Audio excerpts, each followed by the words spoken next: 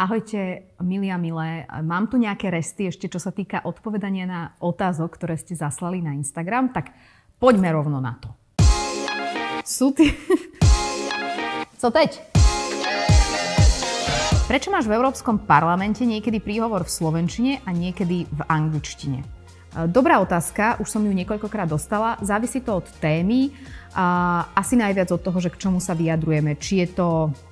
Všetko by malo mať takú európsku perspektívu, ale či napríklad to chceme použiť aj na sociálnu sieť niekedy, kde je to lepšie v slovenčine, aby ľudia na Slovensku rozumeli, alebo je to viac určené tomu európskemu publiku. Niekedy dokonca som mala aj že kombinovaný prejav. Faktom je, že ak chcete reakciu od tých, čo sedia v pléne, tak je vždy najlepšie hovoriť v angličtine, lebo to vám hneď rozumejú. Keď hovoríme po slovensky, ale je to samozrejme tlmočené, len to chvíľku dobieha. Takže závisí od témy a plánovaného použitia. Varia v Európskom parlamente dobre? No určite varia lepšie, ako varím ja, ale to nie je úplne náročné. Varia dobre, ale ja som taký nenáročný stravník, takže vždy sa tam si dá vybrať nejaký šalátik, nejaké vajíčko. Už som jedla aj šaláty z automatu, je to v pohode, žijem. Nie som prieberčivá, to pomáha. Sú tie... Perfektná otázka. Sú tie veľké stoličky v Európskom parlamente v pléne na kolieska? Sú, ale je na ne špecifický systém, ako ich musíte potiahnuť, aby to išlo, lebo ja sa považujem za fyzicky dosť silného človeka. Ale keď som prvýkrát prišla v júli do pléna a videla som to modré kreslo, tak som ho začala ťahať a jednoducho nešlo. A môj skúsenejší kolega, ktorý sedí vedľa mňa, mi ukázal, že to treba tak jedným ťahom potiahnuť a vtedy to ide. Ale áno, treba si na to zvyknúť, ale vraj to je kvôli bezpečnosti. Sú všetky zasadnutia automaticky prekladané do všetkých jazykov Európskej únie? Všetky plenárne zasadnutia áno, to sú vždy všetky, to znamená 24 úradných jazykov Európskej únie. A potom je to veľa aj o tom, či si vypýtajú daní poslanci a poslankyne napríklad na výboroch, na tých menších formátoch tlmočenie do ich daného jazyka, ale väčšinou sú zastúpené všetky jazyky, pokiaľ to nie sú nejaké veľmi malé stretnutia, prípadne také, kde sa napríklad nenachádzajú poslanci, ktorí by hovorili tým daným jazykom. Ale plenárky sú všetky vždy. Sedíš v pléne vždy na rovnakom mieste? Áno.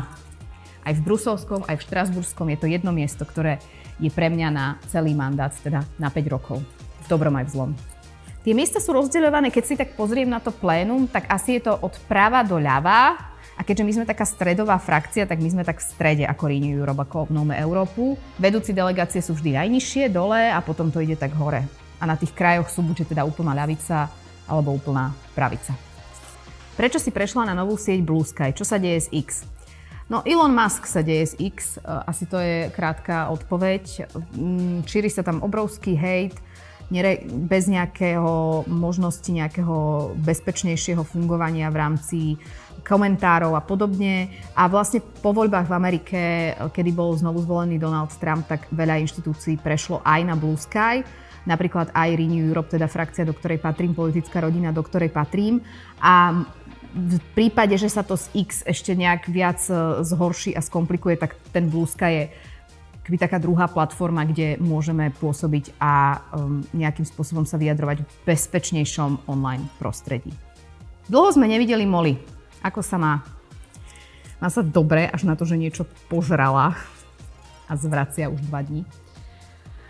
Takže to nie je veľmi dobre pre naše koberce, ale ona je úplne v pohode, len niečo teda zlé jej padlo.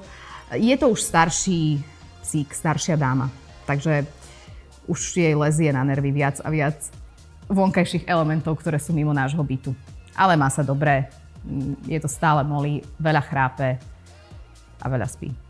Dá sa u teba pracovať, stážovať, dobrovoľničiť?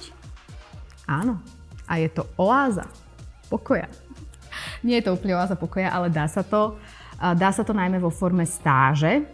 A teraz máme vybratých zo pár stážistov a stážistiek, ale určite zase budeme hľadať nových v nejakom bode budúci rok, takže ostaňte pozorní na sociálnych sieťach, kde pravdepodobne budeme to teda ohlasovať. A dobrovoľničiť samozrejme. Ja som mala nejakých dobrovoľníkov a dobrovoľničky v kampane a som im navždy vďačná. A je to krásna cesta, ako pomôcť niekomu inému a zároveň možno aj sa niečo naučiť alebo niečo zaujímavé vidieť. Takže keď budeme robiť akékoľvek napríklad udalosti, debaty, diskusie, ktokoľvek sa chce tak dobrovoľne zapojiť, tak budeme veľmi radi. Stačí, keď sa mi ozvete. Ale nechceme vás samozrejme vykorisťovať, ale keď by ste mali zo svojho vlastného nejakého vnútra taký pocit, budeme radi. Existuje dress code v EP, teda to, čo si máme obliekať v Európskom parlamente? Nikdy som o tom nepočula, že by existoval, ale ak áno, tak je to asi nejaký business casual. Ja sa snažím nenosiť úplne, že modré rifle, alebo nejaké že roztrhané rifle, ani nič, nejaké krátke, veľmi tak decentne asi. Decentne. Každý, koho som videla, chodí tak decentne. Muži to majú jednoduchšie, chodia väčšinou v oblekoch. Je niečo nové v sťahovaní do Bruselu? Sledujte tieto siete v novom roku a dozviete sa viac. Áno. Tak, to boli naše otázky a odpovede a myslím si, že pomerne vyčerpávajúce. Teším sa na tie ďalšie. Ahojte.